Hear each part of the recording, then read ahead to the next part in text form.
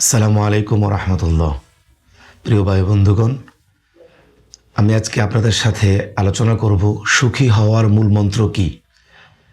পুরো পৃথিবীর মানুষ সুখী হতে চায়, তার জীবনের মেন সময়টুকু সুখী হওয়ার পিছনে ব্যয় করে। তো জীবনে সুখী হতে হলে, স্যাটিসফাইড থাকতে হলে আমাদের কি করণীয় সেই বিষয়ে আমি আজকে আলোচনা করব। তার আগেই জানতে হবে বা বিষয়টাকে বুঝতে হবে যে আজকে যারা আমাদের সমাজের বাস্তব চিত্র হলো, আজকে যারা সিঙ্গেল আছে তারা মনে মনে ভাবে যে হয়তো আমি বিয়ে করলে সুখী হতে পারবো। আবার যারা বিবাহিত তারা ভাবে যে আমি যখন সিঙ্গেল ছিলাম তখনই ভালো ছিলাম। আজকে যে গরিব সে মনে করে যে আমার যদি অনেক টাকা হয় তাহলে বোধহয় আমি অনেক সুখে থাকতে পারবো। আবার যারা ধনী তারা তাদের টাকা হিসাব রাখতে রাখতেই কখন যে পেরেশানির মধ্যে আছে বা কীভাবে যে তার দিন অতিবাহিত হচ্ছে সে নিজেও জানে না, এবং সে ভাবে যখন গরিব ছিলাম তখনই ভালো ছিলাম। আজকে যারা শিশু তারা ভাবে যে আমি যখন বড় হব তখন অনেক ভালো থাকবো, অনেক সুখে থাকবো। আর যারা বড় হয়ে গেছে, যারা বড় আছেন তারা ভাবেন আবার যদি ছোটবেলায় ফিরে যেতে পারতাম তাহলে কতই না ভালো হতো। তো আসলে পুরো বিশ্বটাই এরকম, পুরো পৃথিবীটাই এমন। কেউ নিজেকে নিয়ে তৃপ্ত না, প্রত্যেকেই অন্যের সুখকে নিয়ে ভাবে। যদি নিজেকে নিয়ে ভাবতো, নিজের ভিতরে যা আছে সেটা নিয়ে যদি সে চিন্তা ভাবনা করতো তাহলে সে ভালো থাকতে পারত। নবী করিম সাল্লাল্লাহু আলাইহি ওয়াসাল্লাম হাদিসে ঘোষণা করেছেন, আল গিনা গিনান নাফস, যে প্রকৃত ধনী হলো সে যে মানসিকভাবে ধনী। আপনি যদি নিজেকে স্যাটিসফাইডের জায়গায়, তৃপ্তির জায়গায় নিয়ে আসতে পারেন তাহলেই আপনি ধনী। অর্থাৎ বাহ্যিক যত টাকা পয়সাই থাকুক না কেন, আপনি যদি নিজের জায়গায়, নিজের মানসিকভাবে যদি নিজেকে মনে করতে পারেন যে আমি ভালো আছি তাহলে আপনি ভালো। মনে করেন একটা লোক পঙ্গু, তার পা নাই, ঠিকমতো হাঁটতে পারে না, সে যখন কোনো মানুষকে হেঁটে যাইতে দেখে তখন মনে করে সে অনেক সুখী, সে অনেক ভালো, তার পা আছে, সে সুন্দরভাবে হাঁটতে পারে।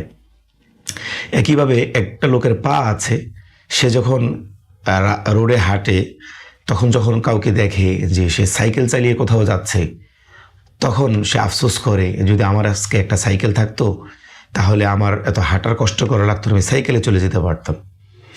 আবার কোনো সাইকেলওয়ালা যখন তার সাইকেলকে নিয়ে হাইওয়েতে চলে, তার পাশ দিয়ে যখন খুব দ্রুত গতিতে মোটর বাইক চলে যায় তখন সে আফসোস করে আর ভাবে আজকে যদি আমার একটা বাইক থাকতো তাহলে আমি হয়তো এরকম দ্রুত গতিতে খুব দ্রুত চলে যেতে পারতাম। সে তার জায়গায় আফসোস করে।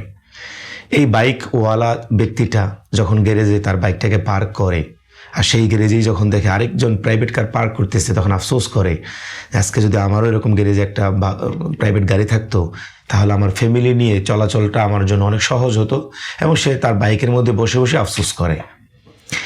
এইভাবে যার প্রাইভেট গাড়ি আছে সে দামি গাড়ি দেখে আফসোস করে যে আজকে ওইরকম একটা গাড়ি যদি আমার লাইফে আমি নিতে পারতাম তাহলে আমার লাইফটা আরও অনেক ডেভেলপ হতো, অনেক উন্নত হতো, হ্যাঁ, সমাজ আমার অনেক মূল্যায়ন হতো। তো প্রিয় ভাইরা আমার, প্রত্যেকটা মানুষই স্ব স্ব জায়গায় আফসোসের মধ্যে থাকবে তখন যখন সে নিজেকে নিয়ে তৃপ্ত না। হ্যাঁ, আপনার সাইকেল আছে, আপনার পরিবার নিয়ে, আপনার জীবন নিয়ে, আপনার জীবন স্টাইল নিয়ে আপনি যদি তৃপ্ত থাকেন তাহলে দেখবেন যে আপনার জীবন সুন্দর, আপনার পৃথিবীটা সুন্দর, আপনি আপনার ফ্যামিলিটা হ্যাপি ফ্যামিলি। তো এই বিষয়টাকে এইভাবে চিন্তা করলে আপনার সুখী হওয়ার বিষয়টা খুবই সহজ, এবং আপনি সহজে সুখী হতে পারবেন। কারণ বনি আদমের পেটটা হলো এরকম যে কবরের মাটি ছাড়া বনি আদমের পেট কখনো ভরবে না। ইরশাদ হয়েছে, লা ইয়ামলা বনি আদম ইল্লা তরাবা, যে বনি আদমের পেট কবরের মাটিতে যাওয়ার আগ পর্যন্ত বা কবরের মাটি যাওয়ার আগ পর্যন্ত তার পেট পরিপূর্ণ হবে না। তার মানে হচ্ছে যে মৃত্যু পর্যন্ত তার আফসোস থেকেই যাবে।